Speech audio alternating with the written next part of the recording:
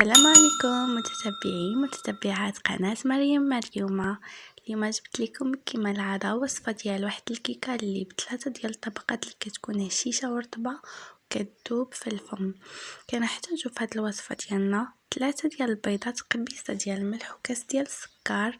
كنضربو مزيان داك البيض والسكر حتى كيرجع لينا الخليط كثيف وبيض. كنزيدو ليه نص كاس ديال الزيت، كنبقاو نديرو الزيت بالتدريج ونضربو حتى كيتجانس لينا الزيت مع البيض وكيتضرب لينا مزيان. من بعد كندير 2 كيسان ديال الدقيق، 2 معالق ديال الخميره ديال الحلوى، معلقه ديال الخل باش تجينا هشيشه ديك الكيكه ديالنا. من بعد كنديرها في الطاوه اللي هي 40 الى 26، كنكون دهنتها بالزيت والدقيق اولا الزبده والدقيق.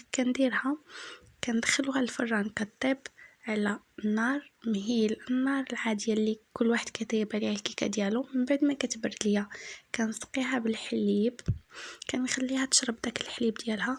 كنوجدوا الكريمه اللي كنحتاجو فيها نص لتر ديال الحليب، 4 ديال المعالق ديال مايزينا، 2 معالق ديال السكر، وواحد شويه ديال النكهه ديال الفاني.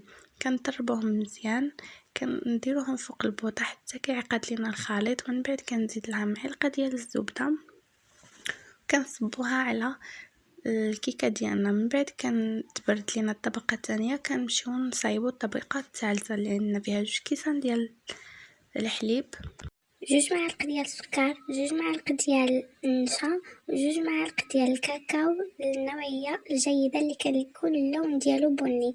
كنديرهم فوق البوطه حتى كيعقد لينا الخليط. من بعد كنصبوه على الكيكه ديالنا وهو سخون، كنخليوها تبرد ونزينوها باش ما بغينا. انا زينتها هكا بالشيكولا، كنقطعها مرطويه، الشيكولا اللي كنقطعها طروفه صغارين بحال هكذا، كنزينو بها الكيكه ديالنا.